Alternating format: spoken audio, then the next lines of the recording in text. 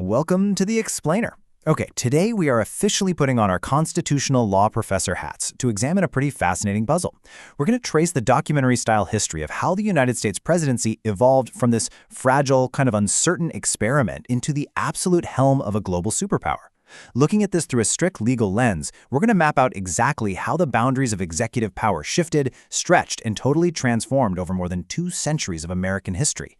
So let's dive right into this, because this right here is the central mystery of the American system. When the framers drafted Article 2 of the Constitution, they knew they needed an executive, but they were absolutely terrified of creating a king. So the actual legal powers of the president were left surprisingly vague. How on earth did a role with such loosely defined constitutional boundaries expand to become the most powerful office on the planet? Here is our syllabus, our roadmap for this explainer.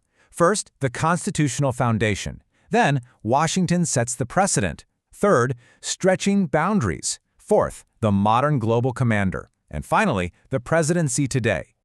All right, Section 1, the constitutional foundation. Let's set the scene. We're in those chaotic, uncertain years right after the Revolutionary War. The young nation was essentially on the brink of collapse. They were operating under the Articles of Confederation, which was this structurally weak legal system where the central government literally lacked the authority to tax. Inflation was completely crippling the economy, and mob violence, like Shays' Rebellion, had everyone on edge. The government's control was incredibly tenuous. To actually survive in a world of powerful European empires, they desperately needed a massive shift in national power, a completely new framework. Enter James Madison, often called the father of the Constitution. In 1787, he engineered the Virginia Plan. This proposed a radical shift from a loose confederacy to a strong national government with 3 distinct branches, including, and this is absolutely crucial, an executive branch. But here is the constitutional catch. While they all agreed they needed an executive, the actual day-to-day duties of the president were left largely blank in the text. It's like they built the office, but they didn't really bother writing the job description. Which brings us to Section 2. Washington sets the precedent. Now, what's really interesting about this is that having a blank slate meant whoever stepped into the role first would practically write the constitutional boundaries themselves, and that massive responsibility fell, unanimously, to George Washington.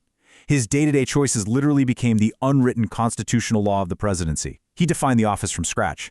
He assembled the very first cabinet, pitting brilliant minds like Alexander Hamilton and Thomas Jefferson against each other. He asserted the executive's independent control over foreign policy by declaring neutrality in 1793, proving the president could act decisively on the world stage without waiting for Congress. And, most importantly, he established the tradition of the 2-term limit and the peaceful transfer of power. And this brilliantly illustrates his ultimate legacy. Following in the example of the ancient Roman general Cincinnatus, Washington's most powerful act was actually giving up power voluntarily. People at the time genuinely expected him to declare himself King George I of America. But by simply walking away, he proved to a skeptical world that the American president was a citizen servant, definitely not a hereditary monarch. Moving on to Section 3, stretching executive boundaries. But, as you might guess, the legal boundaries Washington set wouldn't remain static for long. As we move into the 19th and 20th centuries, ambitious leaders confronting totally unprecedented challenges began pushing aggressively against those original limits. Basically, times of severe crisis consistently forced the legal expansion of the president's reach. In the 1830s, Andrew Jackson tested the limits of executive authority while unilaterally enforcing controversial policies like Native American removal. During the existential crisis of the Civil War, Abraham Lincoln utilized unprecedented emergency war powers to issue the Emancipation Proclamation. In the 1930s, FDR's New Deal drastically reshaped the executive branch's role in the national economy. And then, in 1945, Harry Truman made the fateful, world-altering decision to deploy atomic weapons. The commander-in-chief was gaining immense, almost unimaginable power. And right in the midst of that timeline is the single incredible number, 4. Franklin D. Roosevelt completely shattered Washington's unwritten precedent by being elected to 4 consecutive terms. Guiding the nation through the Great Depression and World War II, his extended tenure fundamentally altered the scope of the presidency. The result? Well, the 22nd Amendment to formally limit the office to 2 terms. The constitutional guardrails literally had to be explicitly rewritten to rein it back in. And that leads into Section 4, the modern global commander. So now we're in the modern era. The presidency was no longer just about managing domestic disputes. The president's power now extended way beyond America's borders, projecting force into global conflicts. The contrast in how we interpret the Commander-in-Chief clause today is pretty profound. Just think back to James Madison in 1812. He had to beg a fractured Congress to declare war, and he presided over an army so dilapidated and pathetic that the British literally marched right in and burned down the White House. Contrast that with George W. Bush in 2003, commanding an awe-inspiring, massive global coalition capable of toppling a foreign regime in Iraq. The sheer military might and unilateral leverage of the modern commander-in-chief would be entirely unrecognizable to the founders, no question about it. And the philosophy behind this power evolved too. As George W. Bush declared, "Everywhere that freedom stirs, let tyrants fear." This really encapsulated the freedom agenda.